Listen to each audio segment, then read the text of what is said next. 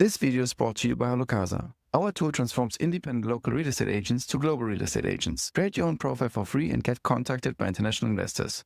Sign up with the link in the description. Hello and welcome everyone to our 225th session of HalloCasa. My name is Michael and today I'm talking to Dr. Matthias Gass from Vienna. Matthias is the founder and CEO of Gass Real Estate, runs his own asset management company and serves as president of FIABCI Austria. He brings extensive experience in strategic real estate consulting, property development, and international networking.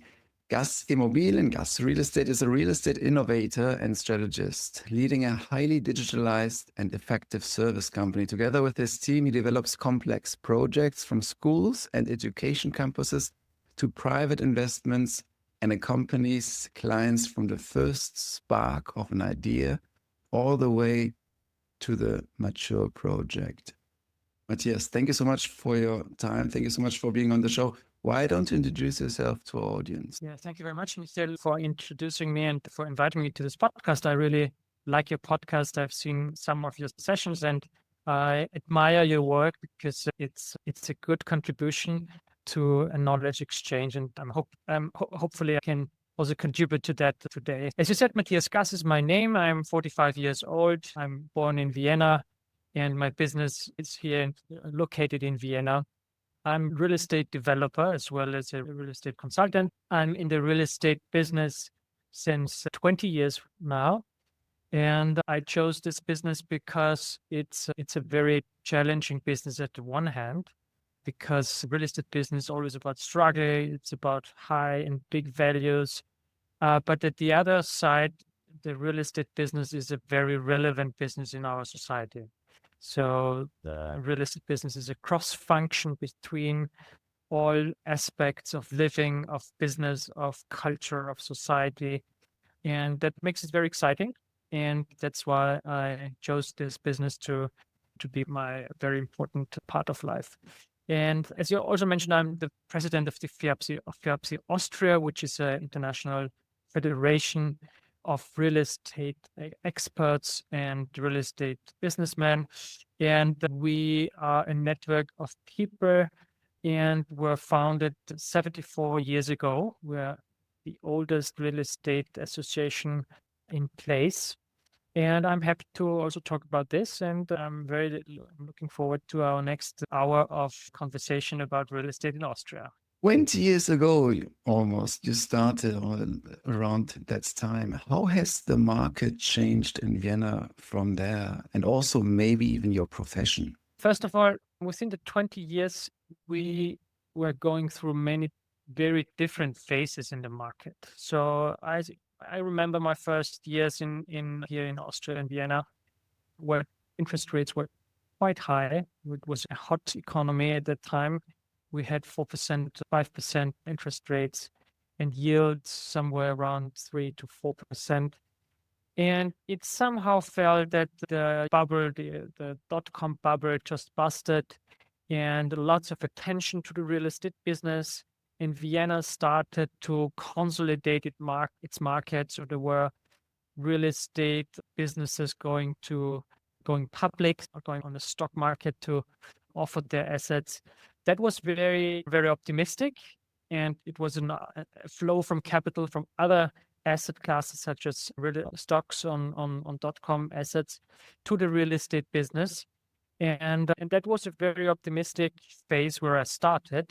However, we all had the impression that prices were extremely high. So we had prices of 1,500 per square meter at that time for residential buildings. We had roughly, I would say, the top market prices for residential, for higher market prices on roughly 4,000 euros per square meter. And it was a very, I would say, very busy time, and the construction started really quickly. And there were lots of potential. We saw lots of topics that can increase value and increase the economic power of real estate. Yeah.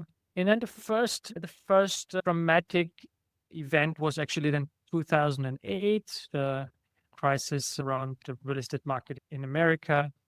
And this was also impacting Vienna a lot. So all of a sudden the banks became the biggest risk in real estate. You didn't know which bank was actually secure enough to finance your projects, and ongoing loan agreements were freezed. So this was a very tremendous impact on the real estate market. And I had the privilege to be on an asset management ticket at that time, and we were luckily well financed, and we had a very stable financial structure at that time. So we were driving through that crisis with relatively smooth and calm business. And as soon as the first fog was fading away, and as soon as the first relief started there was this big action of all central banks in the world who cut interest rate together tremendously, and from 4 to 5%. It dropped down to 3 to 1 very quickly. And then all of a sudden, after I would say a 6-month total freeze of the market, so no transaction in Austria, almost no transaction in Vienna was taken. And after that time, we realized that the price was approximately as high as before the crisis. And from there on, we had, starting from 2010 to 2021, we had a very bullish market in real estate. So constantly increasing prices, yields dropping, lots of building activity, so lots of developers on the market, new developers coming in, new investors coming into the market. So a lot of first real estate buyers, so investors that have not been experienced in real estate coming to the market. And this was really very prosperous time for the real estate market in Austria. And then, as you all know, 2021 was first the COVID crisis with the cut of the supply chains, and then the COVID crisis. So this shook up the thing tremendously. As 2008, as 2008, it turned out to be a really shaking moment where interest rates went up, energy prices went up, and the whole instability started to really got into the real estate market. So after I would say the first year of the COVID crisis was somehow very good for the real estate market, because lots of people were moving out of the city, and so lots of real estate profited from this crisis, and the prices were still very stable. But then after I would say the start with the Ukraine-Russian war was then the moment where people really started to be very pessimistic, very cautious, and prices dropped since then quite substantial. I would say between 20, 30, and in some up to 40 to 50% in some locations and markets. And so that's where we're now at the moment, in a stage of recession, and the global uncertainties, the global struggle is still impacting the Austrian market. And you have to be very courageous to start new projects. But we believe, and some, I would say, very equity strong investors think that it is a very good time to build up wealth at that moment, because, as I said, the prices went down dramatically and the assets are still the same. That's where we are now. It's like Warren Buffett says, the stock market is the only market where people don't buy when it's on discount. It sounds a little bit like that. Do you see a difference in Vienna and Austria on the price drop versus maybe Madrid, Western Europe, because you're closer to the Ukraine war? Is that most of it? Or is it more like in a financial market element which triggers this price drop? I would say you're absolutely right. It has something to do with the proximity to the war, not only geographically, but also because Austria had very close ties to Russia economically, and also to Ukraine, first of all. So lots of Austrian businesses have taken place in Ukraine and Russia. Many of them had to withdraw, and sanctions were going on, and they had to close the businesses and realize losses. And the second very strong impact was coming from the energy contracts we had with Russia. So one of the major advantages of the Austrian economy was that we had very cheap energy due to the fact that we had long-lasting contracts with Russia that now jeopardized because politicians tend to wanted to get independent of Russian policy, and we now are in the situation where energy is much more expensive for Austrian industry as well as for real estate developers and for consumers. So this is something that is, I would say, significant different than the situation in the western part of Europe. So we are not only the economic connection with Russia, but also pipelines going through Austria. So Austria is one of the main gas hubs for Europe, where we have spread and distributed gas, and we have lots of gas storages in Vienna. And this business came to an end all of a sudden.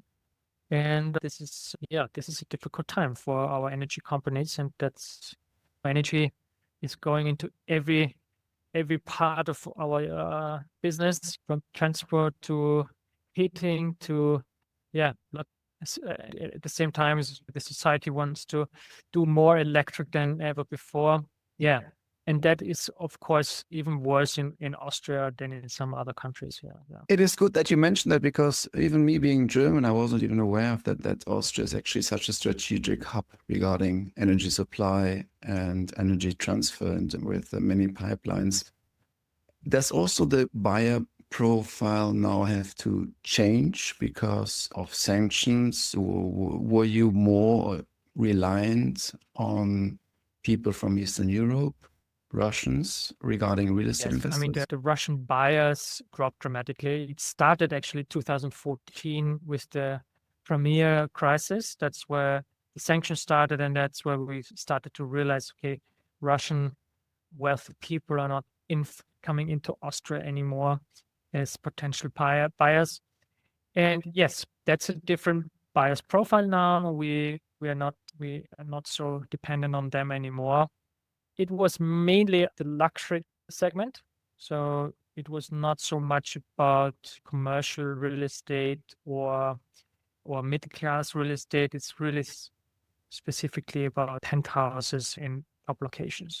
Let's talk a bit in more detail Vienna. I must admit, Vienna is, I think, the only city I've ever traveled to where I just couldn't stop staring up to the architecture, and I was so impressed by the wealth, I must say. It was, for me, mind-boggling, and it was also one of the few cities in the world where I traveled to, and I saw people also buying things in those luxury stores. Normally you have the Chanels and everyone's passing by, and the Swarovskis or what have you, all those brands, and no one is buying. But for me, it was like, wow, there's so much of wealth here, and old wealth, I felt, like from the Kauka monarchy.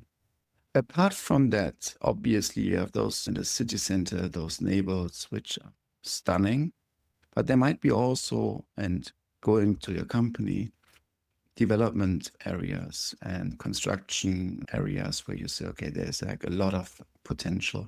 Give us maybe like a quick overview for someone who has never been to Vienna and traveled to Vienna, so that we can like also from a real estate point of view, get an idea about an overall overview, high level of Vienna in regards to real estate. Yes. So Vienna is monocentric. So we have one very city center, which is the oldest part of Vienna, and the city grow around this center in circles. Yeah. So the first district is in the city center, which is the oldest part of the city, and with the highest value.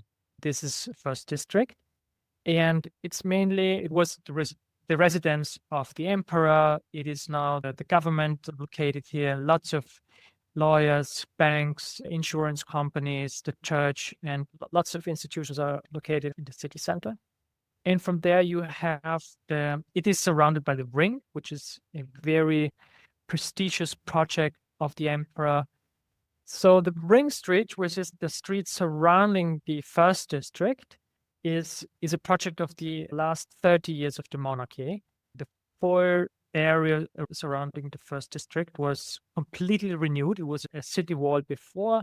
The emperor started to make a prestigious real estate project out of it. Lots of well-known buildings and historic buildings were built at that time, which is the State Theatre, the State Opera, the Parliament, the City Hall, the University, the Stock Exchange. And all those buildings had certain historic references. So for instance, the Parliament was built in an ancient Greek style because the democracy was founded in the ancient Greek. So the Parliament is an ancient Greek style. And the most important time for cities was the medieval time, where so lots of cities arise, and so the city hall is built in Gothic style, the style of the medieval time. And the Renaissance was the time of science, and so the universities in Renaissance style. So all those buildings were constructed at the same time in different styles, but very prestigious, on very top quality. And all those buildings are still in operation. And I would say, except the stock exchange, which is not a stock exchange anymore, but all the other buildings are still working in the same purpose. And it is quite fascinating because after 150, 170 years, usually a building is at the end of the lifetime and you have to almost demolish everything or even get rid of the building itself. And this is not the case for this. And at that time, not only the Ring Street was built, but lots of city quarters surrounding the first district. So around the first district, there are the district 2 to 9, which are again surrounded by a belt. It's called the Gürtel, the next street. And this was it was a kind of gold digging area for real estate. Lots of industries were growing. The monarchy had lots of successful businesses started. And that was all reflected in architecture and in real estate and in creating new spaces and apartments that are still existing and are still in place. And it was the city of Vienna was always a place of arts and music and for literature, and that's everything was reflected in real estate. Yeah. And then after the Gürtel, the belt, you have the third wave of city expansion that is still going on. So this is district 10 to 23. And these are less ancient districts of Vienna, and they are also today the most important area of expansion. So most new projects are taking place outside this belt. And District 1 to 9 are supposed to be that what we know as the old Vienna. Yeah, so almost no skyscrapers, lots of old buildings, high streets, grocery shops in the first floor, in the ground floor. So this is typical for this area, and it's the area where I believe prices are still very stable, and they're assumed as the best assets here in Vienna. If you go to Vienna and you say you want something very typical, you would buy an apartment in the first to 10 to 9th district, and this is also at the same time the area where the middle classes live and where public transport is doing very well, and where you can basically go on foot to your home and to your business and to your day-to-day shopping experience. And it's a very stable market. Now, talking about your real estate company, give us an overview, because you are combining real estate purchases, but also with development and especially innovation and digitalization. So taking what you just said regarding the development of Vienna and the expansion, now fast forward, what's basically your impact on the city from taking this one from the historical point of view now to the present and the future? Okay. First of all, we have 3 main areas, which is asset management in real estate, in residential real estate, where we are consulting, where we are accompanying investors, mostly private investors, in their strategic asset management questions. Then there is the real estate consulting part, where we accompany our customers only for a certain time. They have specific questions for how to bring a product to the market, or what should we do with the asset that we have, but we don't want to make any risky investments anymore, and all those questions. And then the third part is the development part. Let me start with the asset management. Vienna has still a substantial potential on this old city structure. We call them the rooftop apartments that can be utilized and brought to the market. This is one part. And then you have a certain amount of restoration and restoration potential with old apartments that coming to the market at higher rent levels than before. We call them the old tenants. They pay a much lower price than the market rent is at the moment. These potentials we are, as asset managers, increasing for our customers. We also support them in their strategic asset allocation. So they are asking us, we have this portfolio, what should we do next? Should we get in different areas of real estate, or should we stay and just refinance our debt portfolio on real estate? So these are, the consulting questions that we are also supporting in. And then the third part is a very specific one, because I've basically not met a single competitor in this field, which is very unusual for real estate, because real estate is a big business and lots of players here moving around here. However, it's a very specific niche, which is not so big, but it's a very interesting one. It's the education buildings. Education is an extremely important topic in Western societies, because it's the only part of society where everyone agrees that this is the future of our society. We must be top in education. Otherwise, we cannot compete with low wages country, with developing countries that are developing very fast, and they do things so much better than we can. And then we don't have any energy resources or any other resources except people, their mind, and their reason. So real estate in education is a big topic. First of all, there was a gap of new infrastructure over the last 10 to 15 years that has something to do with restructuring the real estate, with restructuring the education system itself, because schools tend to be more open to full day care. So you have also attendance of students in the afternoon, and that requires a different real estate setup than traditional schools that ended at 12 or 1 o'clock in every day. So there was an increase of demand, which was not met systematically.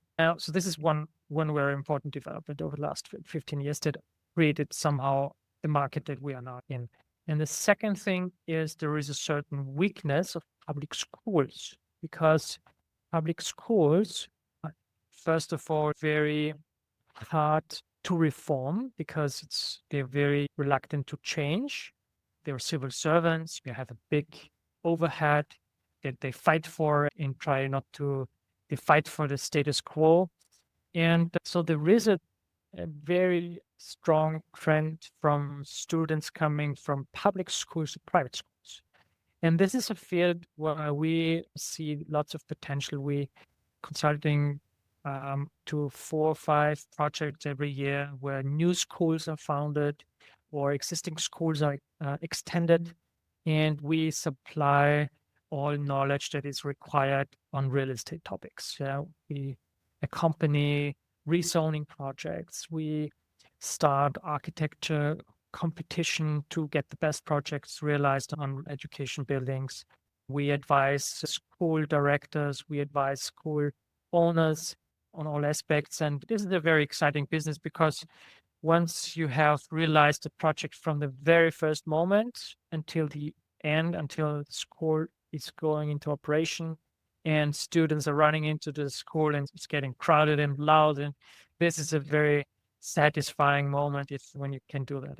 And this is where innovation is also taking place. We were asking ourselves, what is the room that education and education facilities need to be creative, to be conscious, to be open for learning and focus and asking very fundamental questions and activating young people to be very open-minded. Yeah. And this is very interesting because there are lots of different approaches, what can be done and what a good new school can do and what it should not do. So it's an ongoing process of learning because there were lots of ideas that didn't work out. Best example is the notebook classrooms. This is the idea of give every student a notebook because everything will be digitalized and they have to be aware of that and they have to start as soon as possible working on a PC. Yeah. And it turned out to be a disaster because kids can never focus on a laptop and on a teacher at the same time. They just cannot do that. They have to focus on one or the other. All of a sudden destroyed this idea of just give every student a notebook or a tablet, and this is the way digitalization in schools work. In practice, how does it look like? It sounds very complex. It sounds that many people have to be involved. Knowledge about education, knowledge about construction, knowledge about real estate. First and foremost, like how many stakeholders are involved in such a project? And can you maybe guide us through such a project in a nutshell on a very high level? So real estate project in education business is, I would say, mid-complex project. So there are more complex projects than that because the total size of a building is somewhere between 10 and 20,000 square meters across 4 areas. So it's a big building, but not an enormous big building. But the complexity comes from the topic of involvement of school authorities. Because school authorities, they have their own standards, they have their own perspective on the project. They are not real estate experts, or at least not all of them. And they somehow also have an impact on the project. So when we operate as a developer in that field, that means that we are the single point of contact for all stakeholders. So we really get all the necessary experts on one table in a structured process where we start with our team that is covering the very first phase of such a project on a very general basic perspective. So we have architect knowledge, we have lawyer and tax knowledge here in my team, and also business development knowledge, but on a very general level. And once we assume that the project is feasible, and we are entering to the next project phase, and we have client saying, this is a good project, we want to have a deep dive into that. Then we start to acquire lots of business partners, starting from urban developers, from architects, lawyers, and then also we use consultants. And then we also start with getting in contact with the school authorities, which is, as I said, a very specific topic. That's something we do on our own because we have those ties and good connections to most of the school authorities here in Austria. And that's where the project gets into the very critical phase. And there you can see, okay, is financing working? Is the total amount of available space enough? And is there a need according to our business plan? And is there also a need in terms of school infrastructure guided by the school authority? This is the second phase, I'd say, on the development. And once you're going through that phase, this is a phase that could take 2 to 3 years. This is a very comprehensive topic, and starting from architect competition, from tendering processes, from the very important topic is to transform a pedagogical concept into architecture requirements. That is the crucial part where our knowledge is unique and is somewhat different from others, that we know if we have a concept of a school operator and he wants to do this kind of school, what does it mean in terms of real estate requirements? And that's where we come in and translate these topics that are on different levels of experts. And then at the end, I would say the last phase that we are involved is when the realization starts, and that's really pure project management, where we're consulting school operators in the phase of construction and where to look into when construction problems are arising, and we consult them in financing topic when it comes to bank loans. And our work stops then when the school is in operation and all the necessary facility management and other contracts are in place, and the school is, I would say, half a year or 1 year in place. Then our involvement ends usually in the life cycle of a development of a school project. You're very digital in your approach and have a very efficient way of streamlining the entire process there. What's your approach? How do you ensure that all the stakeholders are up to date all the time? Basically, I call ourselves consumer of digital tools. Yeah, we have no struggle in trying out new tools. We use lots of AI tools. We are very efficient in collaboration tools where we can involve different stakeholders on one document. We have lots of experience in social process. Decision-making processes need to align on a very certain moment and in a certain method. And it is also about digital tools, but also about knowledge of human behavior. And we try to use every digital opportunity that is on the market to improve our consulting and our development business. Yeah. And that's great fun, actually. Yeah. The school operators are then also the tenant, and those are private bodies in general, and those are also then in the end the ones giving you and the investors the return on investment, because that's the renter in the end. Some of them are, yes. Some of them are in the role that you explained now. They have an operation. They look for a real estate developer who can develop it on their behalf and then rent it out once it's ready. That's one approach. But then there are lots of schools who actually own the property and need real estate expertise to develop it. So this is the second most important case, I'd say, in our business, that actually the school operator owns the property itself. Now, from an investor point of view, talking to someone from the US, from Europe, saying, hey, that's actually like an interesting market. I'd like to step into Austria, either in one of those projects. Would that be feasible? Can someone as a limited part become somehow investor? If not, how are other elements or possibilities for investors to work with you to really get the foot into the Austrian market? First of all, the school projects are a relatively new product on the investment market, especially in Austria. I know it from Germany, where there is an institutional aspect and an institutional approach already. That is not the case in Austria, but it's coming. We see the first interest also from international real estate funds that are looking to project here in Austria. And it's starting to be an attractive opportunity for two reasons. First of all, it's a growing market. And the second foremost reason is because it's a low risk market. Okay, so schools are part of public infrastructure, even though they are private schools, because in Austria, private schools tend to be very close to public curricula. And if a private school would go bankrupt, it's very probable that the public sector jumps into the project. Yeah?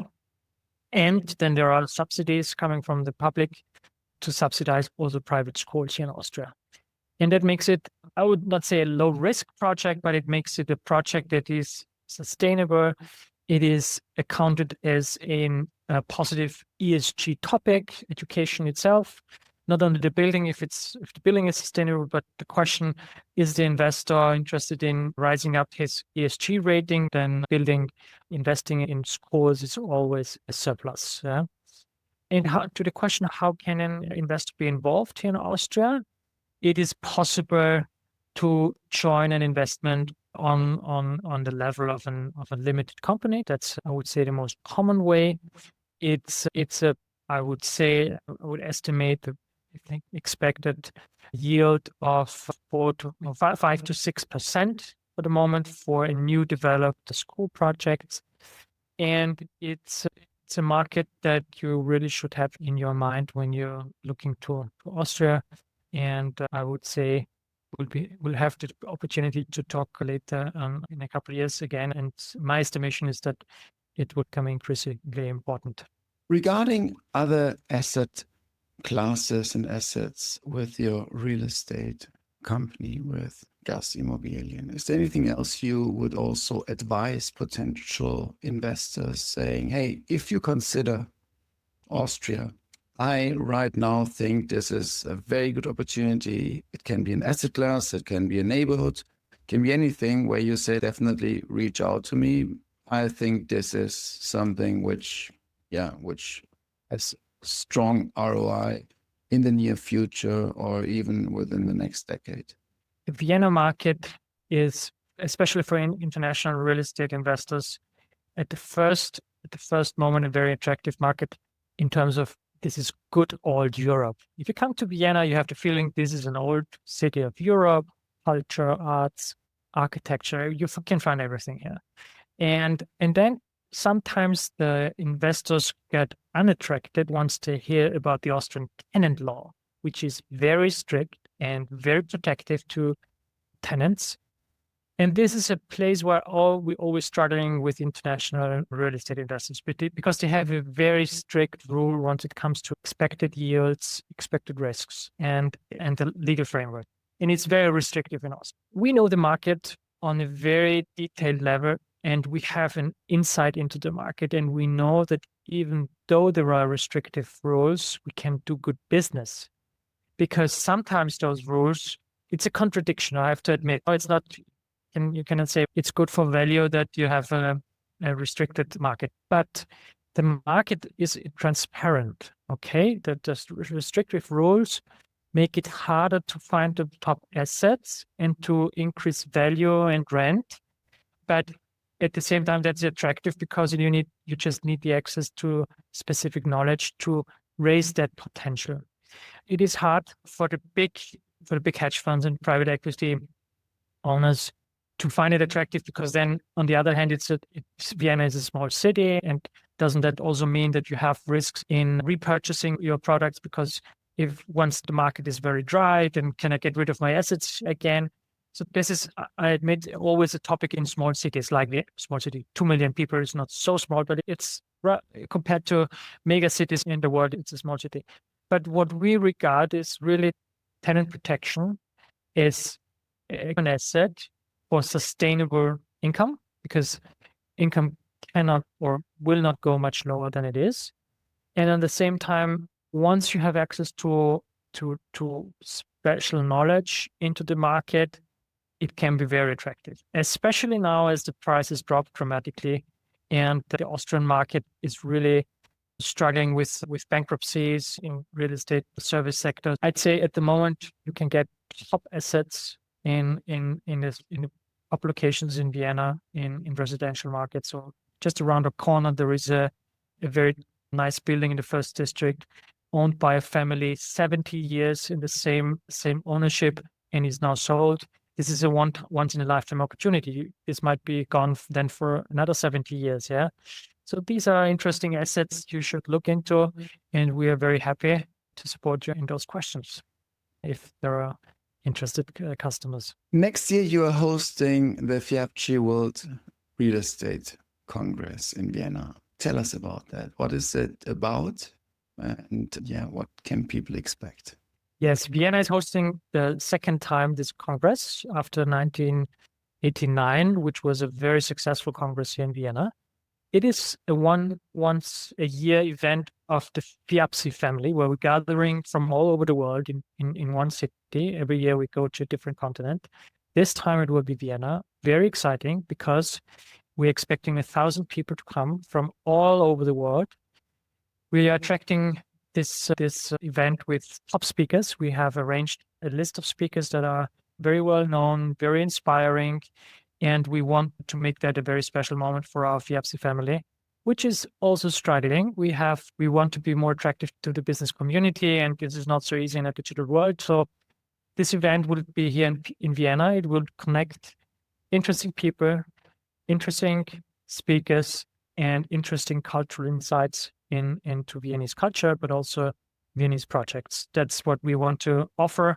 And we are very happy to have a very lively and very courageous first response from our FIABCI family. but also non-FIABCI members are invited to this conference next year.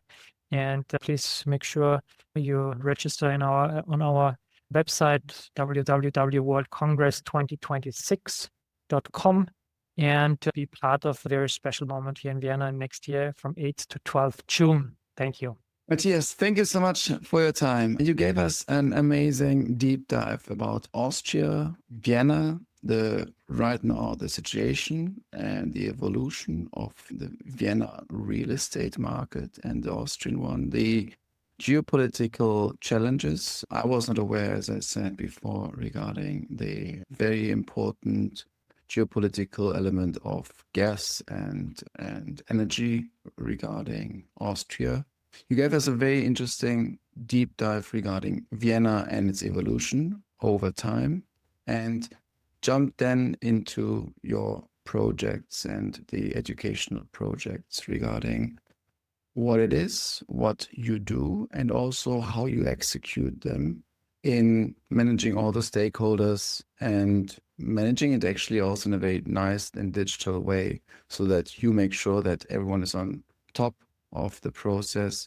And also you taught us regarding the return on investment and how the entire asset class works regarding investment vehicles and investment opportunities. Thank you so much, Matthias. And I would like to give you maybe a quick final note or a final possibility to share with the audience anything you would like to share, which we haven't touched upon before we close this. Just telling you that real estate is an exciting business everywhere. And I think Vienna has its attraction. And even though we're struggling, the real estate business is there for thousands of years, and it will not go away so fast. It will be only a question of innovation, of thrive, of motivation to be proactive. And yes, we the real estate business has the responsibility to go ahead in times of crisis, and that's what we're doing. Thank you. Perfect. Matthias, how can people reach out to you if they're interested to get in touch with you? You can reach me on my LinkedIn profile, Matthias Gass, and on my website. And my team and I, we are very happy to reach out to you for very informal contacts and to visit us here, and we show you what we can do. And we're very easy accessible. Thank you. Perfect. Matthias, sending the best regards to Austria, and talk soon. Thank you, Michel. Alles. Ciao.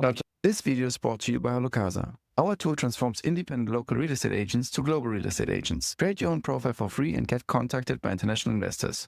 Sign up with the link in the description.